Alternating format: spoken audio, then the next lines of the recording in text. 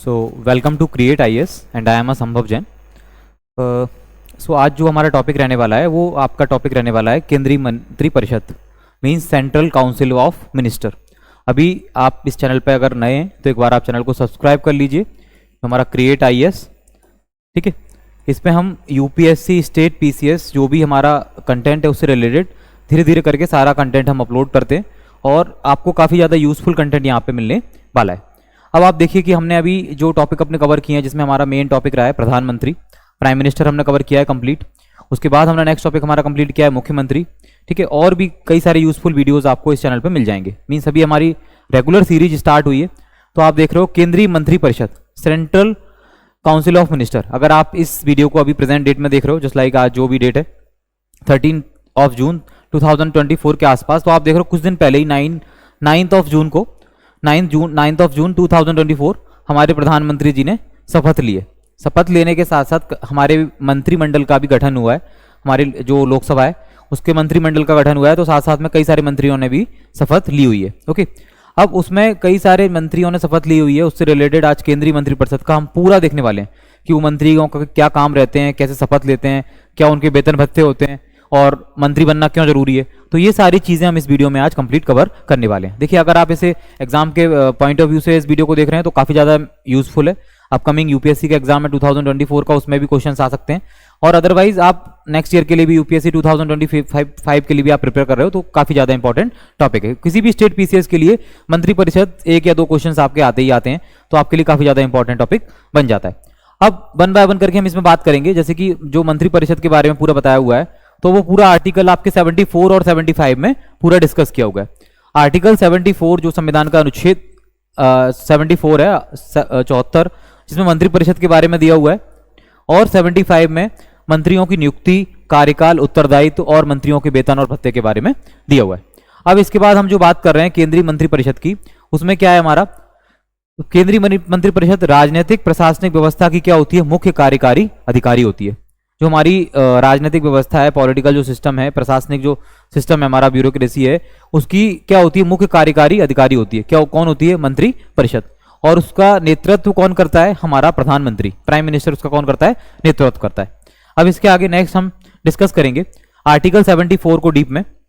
तो आर्टिकल 74 क्या कहता है, मंत्री परिषद राष्ट्रपति को सलाह और सहायता देने के लिए क्या होती है, राष्ट्रपति को सलाह और सहायता देने के लिए क्या होती है, एक हमारी मंत्री परिषद होती है। और जिसका प्रधान या जिसका मुखिया, जिसका हेड कौन होता है, हमारा प्रधानमंत्री होता है, ठीक है। जिसका हेड कौन है, प्रधानमंत्री है। राष्ट्रपति पुनर्विचार के लिए कह सकता है, लेकिन मंत्रिपरिषद द्वारा फिर से भेजे जाने पर सलाह अनुसार मीन्स अगर मान के चलिए राष्ट्रपति मंत्री परिषद कोई ब्यौरा बना के राष्ट्रपति को सौंपती है या प्रधानमंत्री को पहले वो देते हैं, तो प्रधानमंत्री राष्ट्रपति तक पहुंचाते हैं, तो राष्ट्रपति क्या कर सकता है, उसे रिटर्न कर सकता है। एक बार पुनर्विचार के लिए मंत्रिपरिषद को बोल सकता है, ये हमारे आर्टिकल 74 में दिया हुआ है। और अगर मंत्रिपरिषद उसके फिर से भेज देती है, उसे करेक्शन करके या विदाउट करेक्शन किए भी, तो वो राष्ट्रपति को मानना क्या हो जाता है, बाध्यकारी हो जाता है, ठीक है। तो ये हमारा ये हमारा आर्टिकल 74 में मंत्रिपरिषद राष्ट्रपति को सलाह और सहायता देने के लिए बनाई जाती है। नेक्स्ट हमारा है मंत्री यदि राष्ट्रपति को कोई सलाह देते हैं, क्या है, मंत्री अगर राष्ट्रपति को कोई सलाह देते हैं तो उसकी जांच किसी भी न्यायालय द्वारा नहीं की जा सकती। देखो, मंत्री राष्ट्रपति को कोई भी सलाह देते हैं तो उसकी जांच किसी भी न्यायालय द्वारा नहीं की जा सकती है, क्योंकि मंत्रिपरिषद मुख्य कार्यकारी होती है, ठीक है, हमारे राजनीतिक और प्रशासनिक मामलों की। अब इसमें क्या है, ये कहां से लिया गया है, 42वें और 44वें संविधान संशोधन से लिया गया है कि मंत्रिपरिषद यदि राष्ट्रपति को कोई सलाह देते हैं, मंत्री राष्ट्रपति को कोई सलाह देते हैं, तो उसकी जांच किसी भी न्यायालय द्वारा नहीं की जा सकती है। मतलब किसी भी न्यायालय में, किसी भी कोर्ट में ये मामला नहीं चलाया जा सकता है मंत्रियों से संबंधित जांच का। ओके, नेक्स्ट है हमारा आर्टिकल 75, तो उसको हम देखते हैं डीप में आर्टिकल 75 को। अब मंत्रियों से संबंधित जो हमारे मंत्री हैं, मिनिस्टर्स हैं, उनसे रिलेटेड कई सारे और उपबंध हैं, ठीक है। फर्स्ट है प्रधानमंत्री की नियुक्ति कौन करता है, राष्ट्रपति करता है। और अन्य मंत्रियों की नियुक्ति कौन करता है, देखो, अन्य मंत्रियों की नियुक्ति भी राष्ट्रपति करता है। प्रधानमंत्री की नियुक्ति कौन करता है, राष्ट्रपति करता है। और अन्य मंत्रियों की नियुक्ति भी राष्ट्रपति करता है। कब और किसकी सलाह पर, वो करता है प्रधानमंत्री की सलाह पर, क्योंकि मंत्रियों का प्रमुख कौन होता है, जो हेड है वो कौन है, प्राइम मिनिस्टर है, प्रधानमंत्री है। और नियुक्ति करने वाला कौन है, मीन्स जो केंद्रीय प्रशासनिक इकाई का जो हेड है, जो वो कौन है, हमारा राष्ट्रपति है। तो राष्ट्रपति करता है नियुक्ति, लेकिन किसकी सलाह पे? प्रधानमंत्री की सलाह पे। ठीक है, तो आप यहां से देख सकते हो आर्टिकल 75 में। अब सेकंड पॉइंट क्या कहता है हमारा?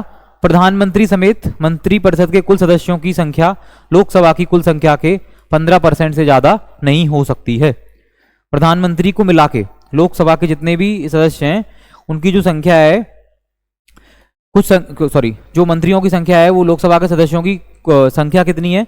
सब मतलब जो मंत्रियों की संख्या लेनी है 15% लेनी है, किसमें से? लोकसभा के सदस्यों की कुल संख्या में से, मतलब 15% मंत्री लेने हैं। मान के चलिए कि 100 अगर मिनिस्टर्स हैं तो उसमें से हमें 15 के लेने हैं, मतलब मिनिस्टर्स 100 अगर पूरे लोकसभा के मेंबर हैं तो हमें क्या लेने हैं? उसमें 15% लेने हैं। तो हमारे 545 जितने भी लोकसभा के मेंबर हैं, जैसे 543 सीट्स पे जो इलेक्शन हुआ है उसमें से हमें क्या लेने हैं? 15% लेने हैं मंत्री, जिसमें प्रधानमंत्री भी इंक्लूड है। ठीक है, इसको कब ऐड किया गया था? 91th अमेंडमेंट किया गया था, कॉन्स्टिट्यूशन अमेंडमेंट, संविधान संशोधन 2003 में, वहां से इसको ऐड किया गया है। संसद का कोई सदस्य दल बदल के आधार पर अगर अयोग्य घोषित हो जाता है, देखिए एक और काफी महत्वपूर्ण मामला है, अगर संसद का कोई भी सदस्य दल बदल के आधार पर क्या हो जाता है? अयोग्य घोषित हो जाता है, तो वो मंत्री नहीं बन सकता है। क्यों नहीं बन सकता है मंत्री? क्योंकि वो संसद का ही सदस्य नहीं है, तो मंत्री कैसे बन पाएगा? क्योंकि मंत्री बनने के लिए देखिए संसद का सदस्य होना अनिवार्य है। मीन्स नामांकन से हम बनाते हैं सदस्य को या निर्वाचन से, दोनों तरीके से संसद के सदस्य बनते हैं। बट उसके लिए भी क्या होता है, जो सदस्य नहीं बन पाते हैं, जो मंत्री बन जाते हैं, लेकिन उनके लिए भी क्या होता है? 6 मंथ का टाइम पीरियड होता है। 6 मंथ के टाइम पीरियड के अंदर उन्हें क्या बनना पड़ता है? संसद का सदस्य बनना पड़ता है। मतलब कोई भी अगर मंत्री बिना संसद का सदस्य बने भी बन सकता है। बिना संसद का अगर सदस्य है, अगर कोई मंत्री है, कोई संसद का सदस्य नहीं है, कब तक? 6 महीने तक। लेकिन उसे 6 महीने के अंदर संसद की सदस्यता हासिल करनी होती है, किसी भी सदन की, चाहे वो लोकसभा हो चाहे वो राज्यसभा हो। अभी हालिया में कई सारे ऐसे केस देखे गए हैं, जैसे कि जब ज्योतिरादित्य सिंधिया जी को बनाया गया था मंत्री, उस टाइम पे वो किसी भी संसद के किसी भी सदन के सदस्य नहीं थे।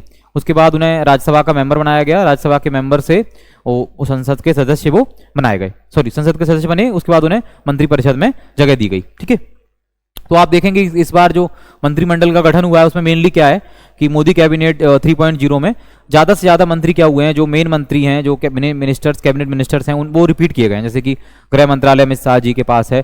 सेकंड, हमारा जो भी एविएशन का मिनिस्टर है वो उसको चेंज कर दिया गया है। रक्षा मंत्री है वही की वही है। ठीक है, हमारे जो वित्त से संबंधित मंत्री है वही निर्मला सीतारमण जी हैं। तो कई सारे जो मंत्रालय हैं वो उन्हीं मंत्रियों को दिए गए। जैसे कि विदेश मंत्री हमारे जयशंकर प्रसाद हैं, तो वही सेम सिमिलर रखा गया है। जैसे कि नितिन गडकरी है जो रोड एंड ट्रांसपोर्टेशन से रिलेटेड है। ठीक है, तो काफी सारे मंत्री हैं वो जो अच्छा काम कर रहे हैं, सरकार की नज़र में अच्छे, प्रधानमंत्री की नज़र में अच्छे हैं, तो उनको वही की वही सेट किया गया। अदरवाइज कुछ नए मंत्रियों को भी जगह दी गई है। संसद का कोई भी सदस्य हो गया हमारा।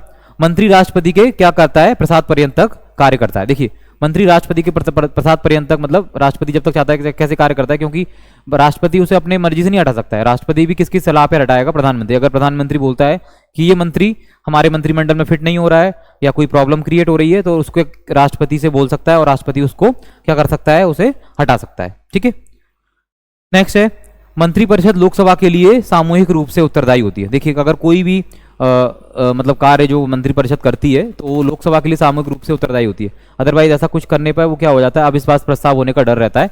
तो इसलिए मंत्रिपरिषद बहुत सोच समझ के, मतलब प्रधानमंत्री के नेतृत्व में बहुत अच्छे तरीके से कार्य करती है। ठीक है, नेक्स्ट है हमारा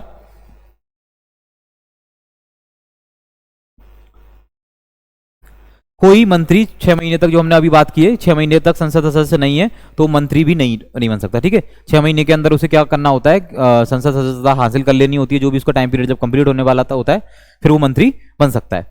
मंत्रियों के वेतन भत्ते कौन निर्धारित करती है? संसद जो हमारी पार्लियामेंट है वो मंत्रियों के हमारे वेतन और भत्ते निर्धारित करती है। अब आर्टिकल 77 में क्या दिया गया है? भारत सरकार द्वारा कार्रवाइयों का संचालन समस्त कार्यपालक कार्यवाही किसके नाम पे होती है? राष्ट्रपति के नाम पे होती है। देखिए, ये आर्टिकल 77 भी काफी इंपॉर्टेंट है। कई बार पूछा गया है कि भारत सरकार की जो कार्रवाई होती है, संचालन होता है, किसके, मतलब समस्त कार्रवाई किसके नाम पे होती है? राष्ट्रपति के नाम पे होती है। देखिए, राष्ट्रपति का नाम होता है, लेकिन करने वाले कौन होते हैं? मंत्रिपरिषद और प्रधानमंत्री।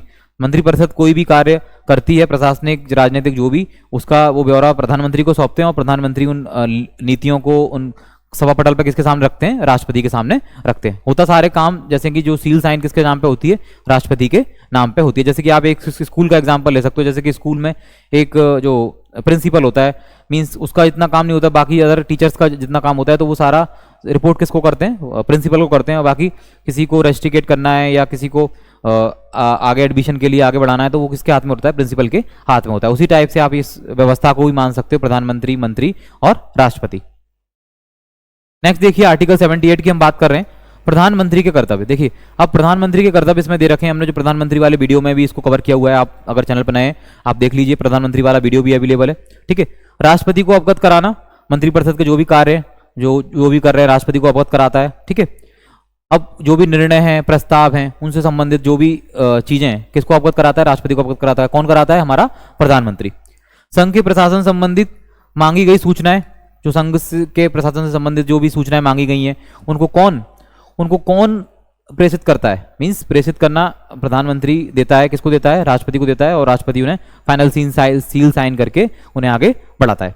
कोई ऐसा मामला जिसमें किसी मंत्री ने निर्णय लिया है, देखिए अगर कई बार ऐसे मामले भी आ जाते हैं जिसमें कोई मंत्री अपने आप में सिंगल निर्णय ले लेता है, तो उसमें उस केस में क्या करते हैं, राष्ट्रपति के सामने वो अगर मामला आता है तो राष्ट्रपति खुद उस मामले को समस्त मंत्रिमंडल के समक्ष रख सकता है। ठीक है, उस पर विचार किया जाता है, अगर वो ठीक रहता है तो मान लिया जाता है, अगर मंत्रिपरिषद नहीं होती है, मतलब एक नहीं होती है, तो उस विचार को आगे बढ़ा दिया जाता है, उसको नहीं माना जाता है।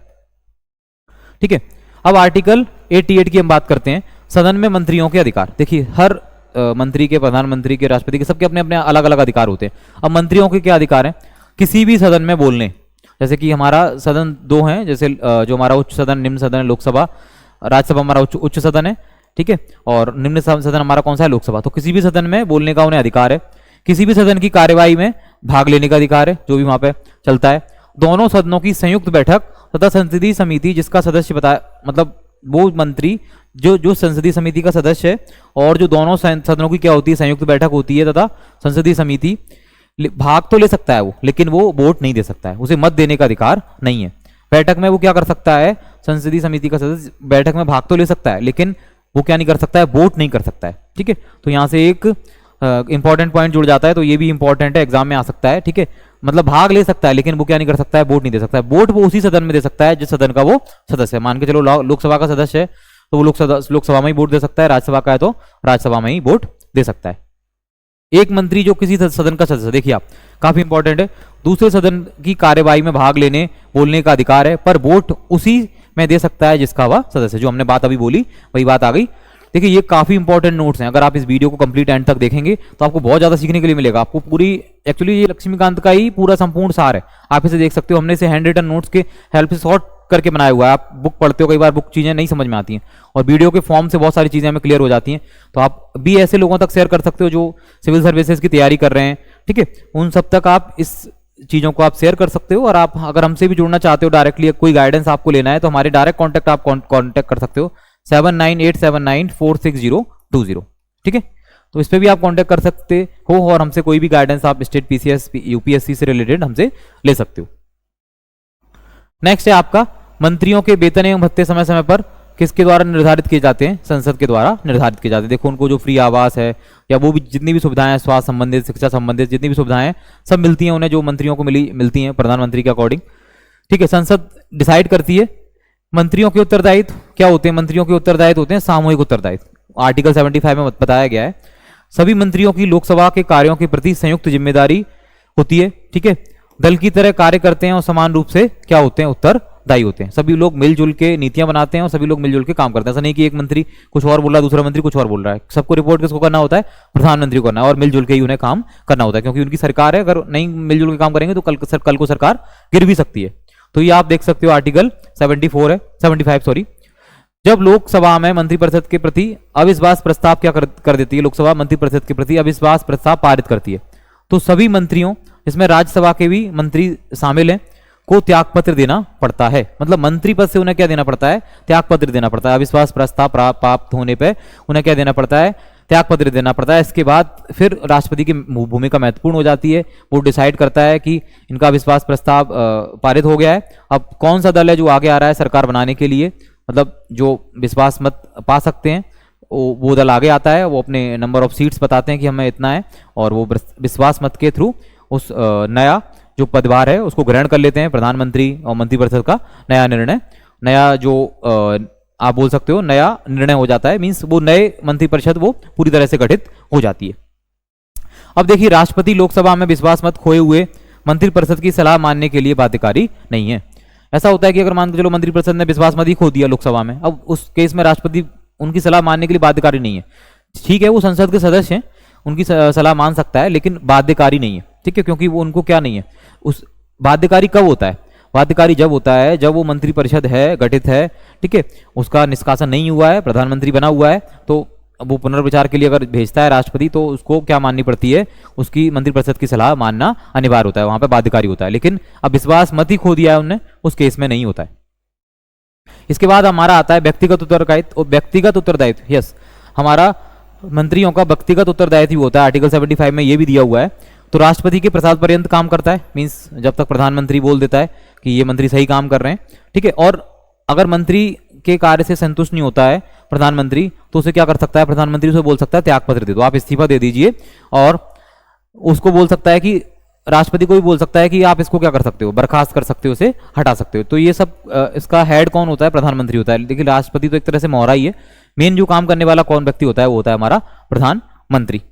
कोई विधिक उत्तरदायित्व नहीं है, ठीक है। अदर कंट्रीज की तरह अगर मान के चले ब्रिटेन की हम बात करते हैं तो वहाँ कुछ विधिक उत्तरदायित्व भी होते हैं, तो हमारे इंडिया में कोई भी विधिक उत्तरदायित्व नहीं है हमारे मंत्रियों के पास। तो आप इस पॉइंट भी अगर एग्जाम में आता है तो क्या कोई मंत्रियों के विधिक उत्तरदायित्व भी होते हैं, नहीं, कोई विधिक उत्तरदायित्व नहीं होते हैं।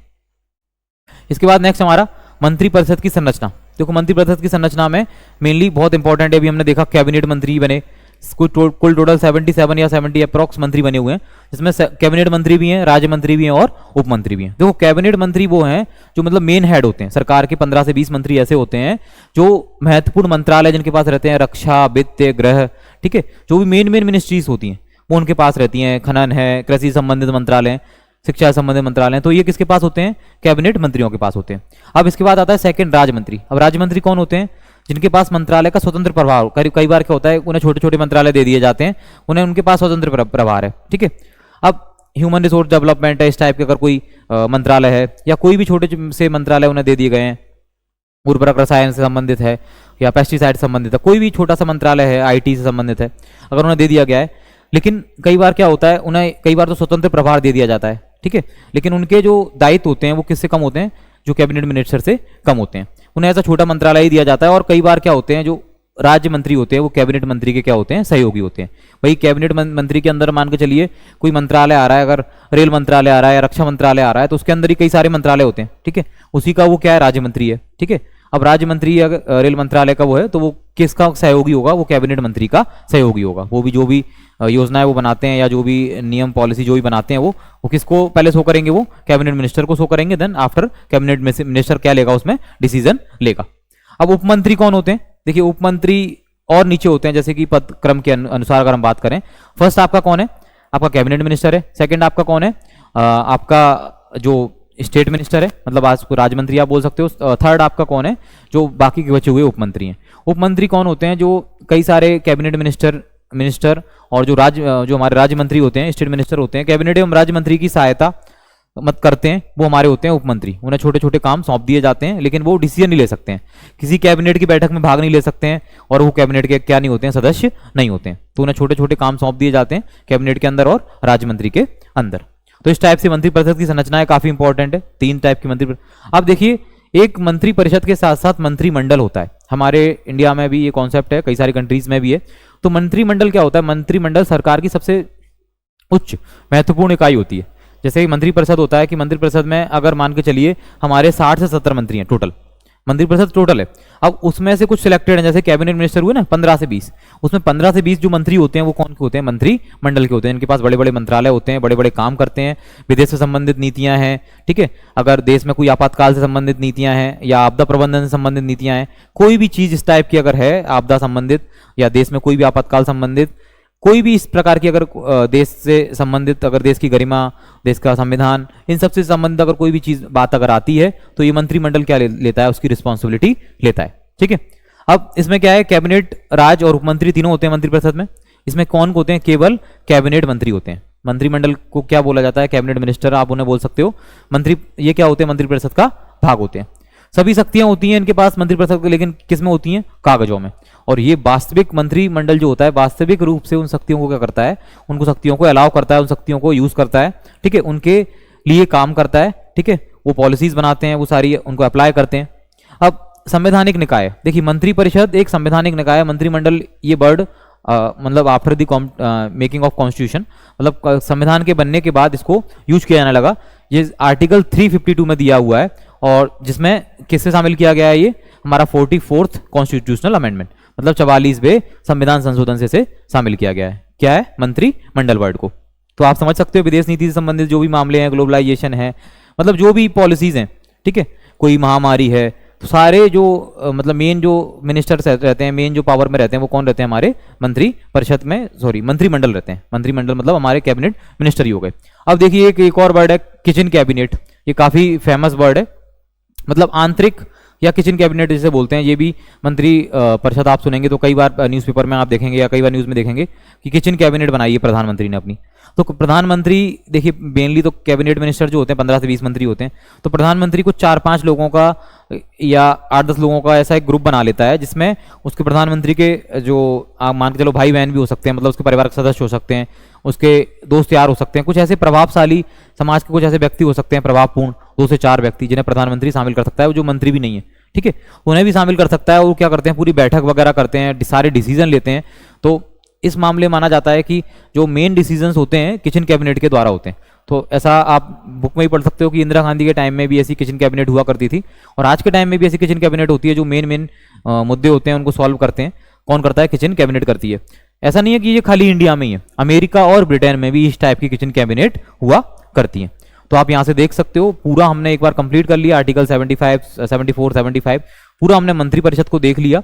अगर ये वीडियो आपको अच्छा लगता है तो आप जिसे ज़्यादा से ज़्यादा लाइक कीजिए, कमेंट कीजिए और ज़्यादा से ज़्यादा लोगों तक शेयर कीजिए। आपके जो भी ग्रुप्स हैं आप उसमें शेयर कर सकते हो, आपके स्टेट पीसीएस यूपीएससी से रिलेटेड, यहाँ पे जो बच्चे पढ़ना चाहते हैं। देखिए आपको फ्री ऑफ कॉस्ट ये इतना सारा यूजफुल कंटेंट मिल रहा है और आप इन्हीं के थ्रू क्या कर सकते हो, अपने नोट्स बना सकते हो, ठीक है। हम इसकी एक टेलीग्राम चैनल भी इसका एक बना देंगे, टेलीग्राम चैनल की लिंक डाल देंगे, तो जो मटेरियल हमने बोर्ड पे डाला हुआ है तो वो आपको डायरेक्टली टेलीग्राम चैनल पे मिल जाएगा। तो नेक्स्ट वीडियो में आप कमेंट, इस वीडियो को आप कमेंट भी कर सकते हो कि आपको कौन सा पॉलिटी से रिलेटेड अभी हमारी जो सीरीज चल रही है, कौन सा इसमें टॉपिक आपको टफ लगता है, उससे रिलेटेड भी हम वीडियो बना सकते हैं और आपके लिए सरल शब्दों में उसे हम समझा सकते हैं। तो आप इस वीडियो को लाइक कमेंट शेयर जरूर कीजिएगा। नेक्स्ट वीडियो में हम नेक्स्ट टॉपिक के साथ मिलते हैं।